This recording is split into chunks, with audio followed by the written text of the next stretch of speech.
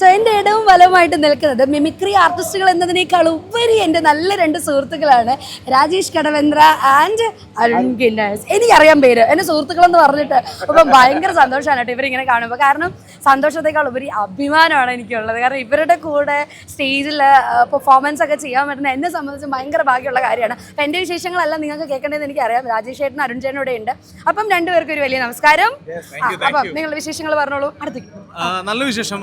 കാരണം ഞങ്ങൾ ഈ ഒരു വർഷം ഈ ഒരു ദിവസത്തിന് വേണ്ടി കാത്തിരിക്കുന്ന ആളുകളാണ്. മിമിക്രി ആർട്ടിസ്റ്റ് എന്നുള്ള നിലയിൽ ഭയങ്കര പ്രൗഡായിട്ടുള്ള മൊമെന്റ് ആണ്. നിങ്ങൾ ചുറ്റിനും നോക്കിയാൽ തന്നെ കാണാൻ പറ്റും. മിമിക്രി ആർട്ടിസ്റ്റ് മാത്രമല്ല, ഞങ്ങൾ ഒരുമിച്ച് ഒരു സിനിമയിൽ അഭിനയിച്ചിട്ടുണ്ട്. അതെന്താ പറയുന്നത്? ഞങ്ങൾ വെടിക്കെട്ടുന്ന സിനിമയിൽ ഒരുമിച്ച് അഭിനയിച്ചിട്ടുണ്ട്.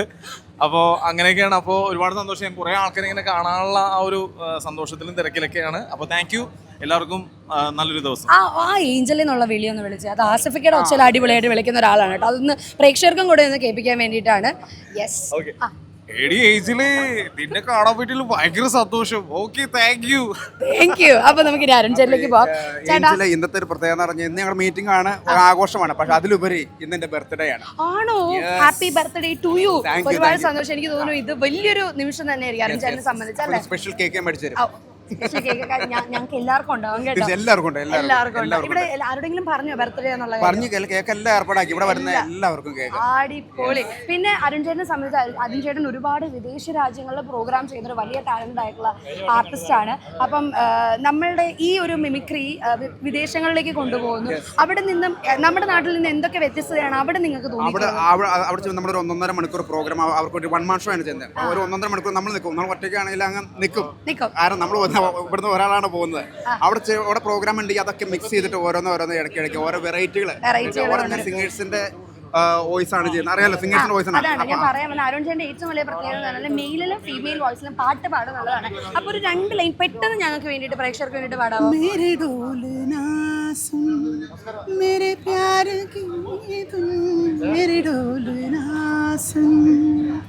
മെയിൽ വേഷൻ വന്നില്ലല്ലോ. मेरे चाहते तो फिजा में बहेंगी, जिंदा रहेंगी ओके खाना.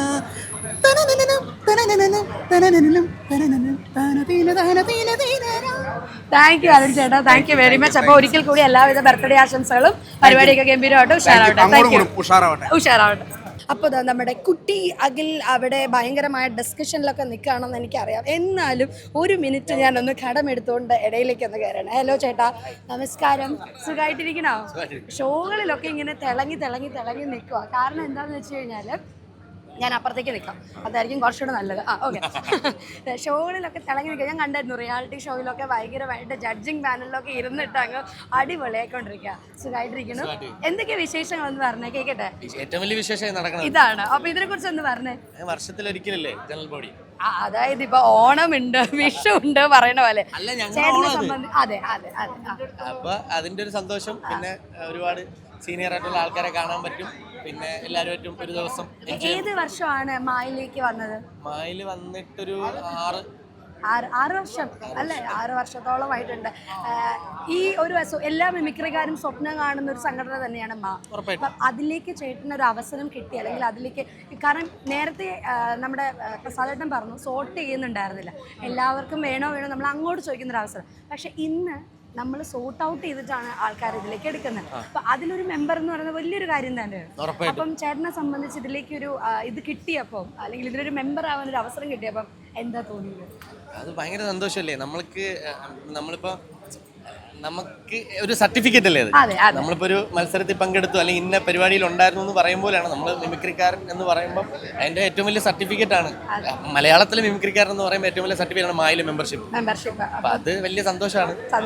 എനിക്കൊന്ന് ഇപ്പം ഏറ്റവും ലാസ്റ്റ് ആയിട്ടുള്ള ഇപ്പൊ പൊക്കോണ്ടിരിക്കുന്ന ജനറേഷന്റെ തൊട്ട് മുമ്പത്തെ ആളാണ് ഞാൻ. അപ്പം നമുക്ക് നമ്മുടെ കൂട്ടത്തിലൊക്കെ ഉള്ളതിൽ കുറെ പേരിൽ ഒരാളാണല്ലോ ഞാനും.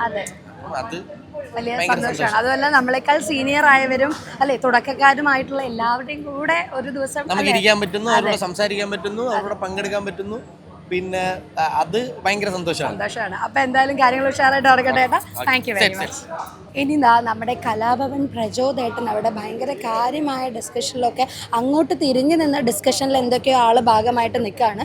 ഇതിനിടയിൽ ഇൻട്രപ്റ്റ് ചെയ്യുകയാണെന്ന് എനിക്കറിയാം. പക്ഷെ എന്നാലും അദ്ദേഹത്തോട് സംസാരിക്കേണ്ടത് എൻ്റെ കടമയായതുകൊണ്ടും എൻ്റെ ജോലി ആയതുകൊണ്ടും നമസ്കാരം ചേട്ടാ, സുഖമായിട്ടിരിക്കണോ? നമ്മള് അന്ന് അമ്മയിൽ കണ്ടിട്ട് പിന്നെ ഇന്നാണ് കാണുന്നത്. സന്തോഷല്ലേ? ഭയങ്കര സീരിയസ് ആയിട്ടുള്ള ഡിസ്കഷൻ ഒന്നും ആയിരുന്നില്ല. വിശേഷങ്ങൾ എല്ലാരും ചിരിപ്പിക്കുന്ന ആൾക്കാരായതുകൊണ്ട് ചിരിച്ചുകൊണ്ട് തന്നെ നിന്നിട്ടുള്ള ഡിസ്കഷനും കാര്യങ്ങളൊക്കെയാണ്. ചേട്ടാ, ഇതിന്റെ തുടക്ക കാലഘട്ടം തൊട്ട് ഇങ്ങോട്ടേക്ക് എടുത്ത് നോക്കുകയാണെങ്കിൽ എനിക്ക് തോന്നുന്നു ഏകദേശം ഒരു 20 വർഷത്തോളം അല്ലേ? 20 വർഷത്തോളമായിട്ടുണ്ട്. അപ്പം ആ ഒരു വളർച്ചയെ ചെയ്യേണ്ട എങ്ങനെയാണ് നോക്കി കാണുന്നത്? അല്ല, അത് നമ്മളിത് തുടങ്ങിയ കാലഘട്ടത്തിലൊക്കെ മെമ്പേഴ്സ് വളരെ കുറവായിരുന്നു. അതിനുശേഷം ഇത് മെമ്പേഴ്സ് കൂടുന്നു, നമ്മുടെ ആർട്ടിസ്റ്റുകൾ കൂടുന്നു. പിന്നെ തന്നെയല്ല, നമ്മുടെ ഇതിലുള്ള എല്ലാ ആർട്ടിസ്റ്റുകളും ഇപ്പോൾ തന്നെ സിനിമയിലൊക്കെ സജീവമായിട്ട് പ്രവർത്തിക്കുന്നുണ്ട്. പിന്നെ നമുക്ക് ഓരോ താരോദയം ഓരോ കാലഘട്ടങ്ങളിലുണ്ടാകും. ഇപ്പോൾ തന്നെ മഹേഷ് കുഞ്ഞുമാൻ എന്ന് പറഞ്ഞൊരു ആർട്ടിസ്റ്റ് നമുക്ക് നമ്മുടെയൊക്കെ ഒരു വലിയ ഗിഫ്റ്റാണ്. അപ്പോൾ അത്തരത്തിലുള്ള ഒരുപാട് വളർച്ച സംഘടന രൂപത്തിലാണെങ്കിൽ പോലും നമുക്ക് ഒരുപാട് പേരെ ഹെൽപ്പ് ചെയ്യാൻ സാധിക്കുന്നുണ്ട്. ഇപ്പോൾ കോവിഡ് സമയത്തൊക്കെ ആണെങ്കിൽ പോലും ഒരുപാട് പേരെ നമുക്ക് സഹായിക്കാനായിട്ട് പറ്റുന്നുണ്ട്. അതിലുപരി തന്നെ നമ്മുടെ കൂടെയുള്ള എല്ലാ ആർട്ടിസ്റ്റുകളും, ഇപ്പോൾ ഒരാൾക്ക് എന്തെങ്കിലും സംഭവിച്ചാൽ അവിടെ ഓടിയെത്താനും അത് റിപ്പോർട്ട് ചെയ്ത് അവർക്കുള്ള സഹായങ്ങൾ എത്തിക്കാനുമുള്ള ഒരു എല്ലാവരും ഭാരവാഹികളാണ്. അങ്ങനെ ഒരു സപ്പോർട്ട് നമുക്കുണ്ട്. അതായത് വലിയ വലിയ ഭാരവാഹികളൊന്നുമില്ല അല്ലെ? സെക്രട്ടറി, പ്രസിഡന്റ്, അതിനേക്കാളൊക്കെ ഉപരി എല്ലാവരും ഒരേപോലെ തന്നെ പ്രവർത്തിക്കുന്ന ഒരു സംഘടന എന്നുള്ളത്. അത് മാത്രമല്ല, ഇപ്പൊ ചേട്ടനെ സംബന്ധിച്ച് ചേട്ടൻ മിമിക്രിയിൽ നിന്നും സിനിമയിലേക്ക് കടന്നു വന്നു. എനിക്ക് ചേട്ടനെ കാണുമ്പോൾ പെട്ടെന്ന് ഓർമ്മ വരുന്ന ഡിറ്റക്റ്റീവ് സിനിമയിലെ ക്യാരക്ടറാണ്. എത്ര കഥാപാത്രങ്ങൾ ചേട്ടൻ ചെയ്താലും പേഴ്സണലി എൻ്റെ മനസ്സിൽ എപ്പോഴും സ്റ്റക്ക് ഓൺ ചെയ്ത് നിൽക്കുന്ന ആ ഒരു കഥാപാത്രം. കാരണം ചേട്ടനത് ഒരിക്കലും ഒരു വില്ലനായിട്ടൊന്നും ഞാൻ പ്രതീക്ഷിച്ചിട്ടില്ല എന്നുള്ളതാണ് സത്യം.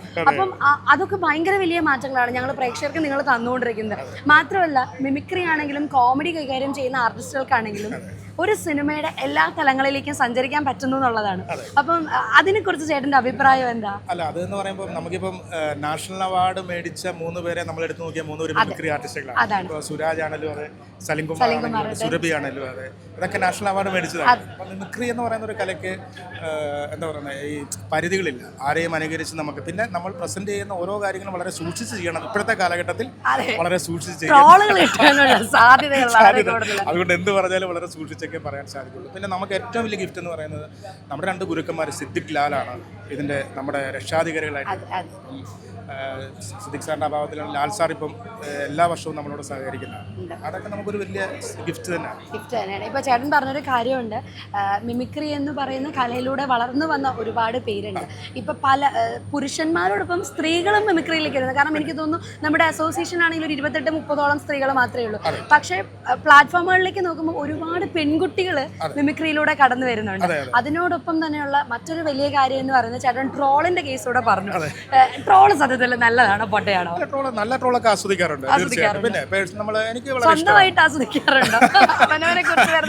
അല്ലല്ല, നമ്മളിപ്പം കഴിഞ്ഞ നമ്മൾ ഈ ഫുട്ബോളൊക്കെ നടക്കുന്ന സമയത്ത് മെസ്സിയുടെയും ഒരു ഓട്ടോറിക്ഷയുടെയും പടം കൊടുത്തിട്ട് അതിനകത്ത് ട്രോൾ ഉണ്ടായിരുന്നു. ഇവന്മാരെ രണ്ടിനെയും വിശ്വസിക്കില്ല, എപ്പോഴും അവര് വെട്ടിക്കുന്നു പറയാൻ പറ്റില്ല. ഞാൻ പറഞ്ഞ അത്തരത്തിലുള്ള ട്രോളുകൾ നമ്മൾ അറിയാതെ ചിരിച്ചു പോകുന്ന ഒരുപാട് ട്രോളുകൾ ആസ്വദിക്കാറുണ്ട്. അപ്പൊ എന്തായാലും നിങ്ങളുടെ തുടർന്നുള്ള എന്തോ പറയാനുണ്ട്? മറ്റേ ചോദ്യം ചോദിച്ചില്ല, അന്നും ഇന്നും ഒരേപോലെ നിൽക്കുന്നുണ്ടോ എന്നുള്ളൊരു ചോദ്യം ഉണ്ടായിരുന്നു. പ്രചോദനം ഏതൊരു മീഡിയ കണ്ടു കഴിഞ്ഞാൽ അല്ല, എന്തായാലും കുഴപ്പമില്ല, കറക്റ്റ് ആണ്. അന്നും ഇന്നും ഒരുപോലെ നിൽക്കുന്നുണ്ടോ അതും കൂടെ പറഞ്ഞിട്ട് നമുക്ക് അടുത്ത ആർട്ടിസ്റ്റിലേക്ക് പോവാം. എവിടെയിലൂടെ പോവാണ്. കുഴപ്പമില്ല ചേട്ടാ, പറ. അന്നും ഇന്നും ഒരുപോലെ അല്ലേ? ചോദ്യം എന്തായിരുന്നു? ഞാൻ ചോദ്യം എന്തായിരുന്നു? സൗന്ദര്യത്തിലായാലും ഫീൽഡിലായാലും സൗന്ദര്യത്തിലായാലും 2 പേരേ ഉള്ളൂ അല്ലേ? പറയൂ. ഇത് മിക്കവാറും ട്രോളാവും കേട്ടോ. ഞാൻ വിചാരിച്ചു അങ്ങനെ ഒരു ചോദ്യം ഞാൻ ചോദിച്ചില്ല. പക്ഷെ ശരിയാണ്, തുടക്കകാലം തൊട്ട് ഈ സമയം വരെ അതേപോലെ തന്നെ മെയിൻറ്റെയിൻ ചെയ്തു പോകുന്ന കുറച്ച് ആർട്ടിസ്റ്റുകളിൽ ഒരാളാണ്. നിങ്ങൾക്ക് പ്രായം റിവേഴ്സ് ഗിയർ ആണോ എന്ന് എനിക്കൊരു സംശയമുണ്ട്.